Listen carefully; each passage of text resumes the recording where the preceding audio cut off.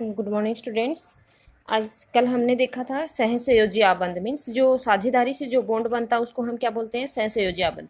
तो सहसंयोजी आबंध की डेफिनेशन क्या हो जाएगी, दो परमाणुओं के बीच इलेक्ट्रॉन की एक युग्म साझेदारी मीन्स कोई भी दो परमाणु हैं उनके बीच जो इलेक्ट्रॉन युग्म मीन्स दो इलेक्ट्रॉनों की जब साझेदारी होती है तो उनके द्वारा जो बनने वाला आबंध है वो कौन सा है, सहसंयोजी आबंध। जैसे हमने हाइड्रोजन में देखा था, तो हाइड्रोजन का एक इलेक्ट्रॉन दूसरे हाइड्रोजन के एक इलेक्ट्रॉन ये दोनों आपस में साझेदारी करते हैं तो इनके बीच में कौन सा बॉन्ड है, सहसंयोजी आबंध। दूसरा एग्जाम्पल जैसे हम मान लो मिथेन लेते हैं CH4, तो कार्बन की लास्ट वाली सेल में क्योंकि इलेक्ट्रॉन भरेंगे तो 2 4 इस तरह से, तो इसका मतलब 4 इलेक्ट्रॉन है, तो इस तरह से कार्बन के पास 4 एक एक हाइड्रोजन की, तो 2 2 डॉट से इलेक्ट्रॉन मिलके बनते हैं तो मीथेन बन गया। तो सहसंयोजी आबंध के गुण क्या होंगे, पहला तो ये है कि इनके बीच में क्योंकि जो है आपस में साझेदारी से बनता है तो प्रबल आबंध होता है मीन्स जो मजबूत बॉन्ड बनता है। तो सहसंयोजी आबंध वाले अणुओं के भीतर प्रबल आबंध होता है।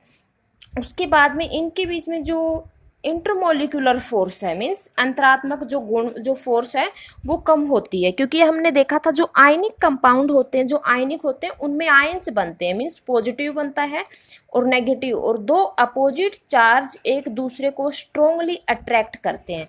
तो इसका मतलब जो आयनिक यौगिक हैं उनके बीच में तो क्या है, जो ये सहसंयोजी आबंध है ये मजबूत होता है, सॉरी जो बॉन्ड बनता है जो आबंध बनता है वो मजबूत होता है, लेकिन सहसंयोजी के बीच में कोई पॉजिटिव नेगेटिव चार्ज नहीं आता। पॉजिटिव ने नेगेटिव चार्ज आता है तो इसका मतलब इनके बीच में जो अंतरात्मक जो गुणक है मीन्स जो फोर्स है वो कम होगी, तो इनका अंतरागुणक बल कम होता है। ठीक है, अगर अंतरात्मक गुण मीन्स पॉजिटिव नेगेटिव ना होने की वजह से इनके बीच में फोर्स मतलब अंतरात्मक गुण कम है तो क्वथनांक और गलनांक भी क्या मिलेगा, कम मिलेगा, क्योंकि आयनिक कंपाउंड में पॉजिटिव और नेगेटिव तो स्ट्रॉन्ग फोर्स होने की वजह से उनका क्वथनांक और गलनांक भी क्या था, ज़्यादा था।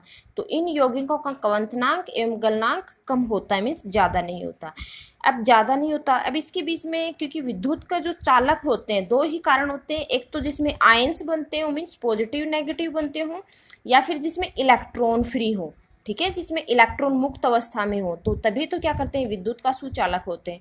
तो जो सहसंयोजी आबंध से जो बनने वाले ज़्यादातर जो यौगिक हैं उनका जो होगा ये क्या होते हैं, विद्युत के कुचालक होते हैं। तो सहसंयोजी यौगिक विद्युत के कुचालक होते हैं।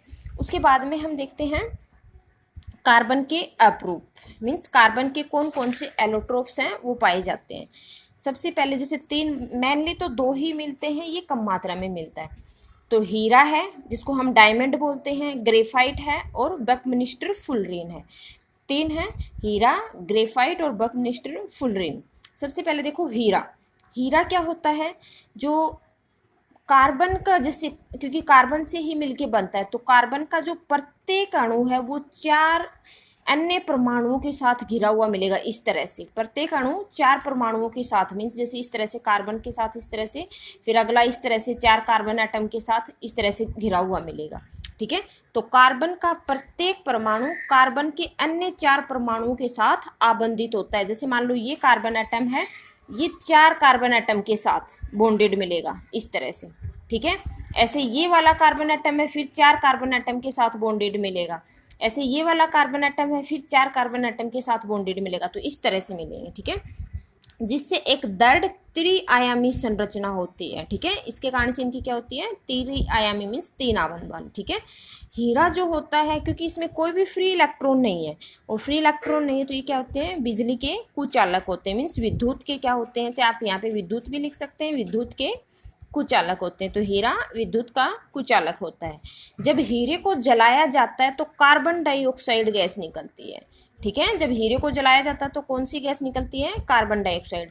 और जब हम कार्बन को भी जलाते हैं ना, क्योंकि कोई भी चीज़ ऑक्सीजन की प्रेजेंस में जलेगी तो क्या बनता है, कार्बन डाइऑक्साइड। कार्बन को आपने जलाया तब भी क्या बनता है, कार्बन डाइऑक्साइड। तो हीरे को जलाते हैं तब भी कार्बन डाइऑक्साइड। तो इससे हमें ये पता चलता है कि जो हीरा है वो किससे मिलके बना है, कार्बन से मिलके बना मीन्स कार्बन का ही है।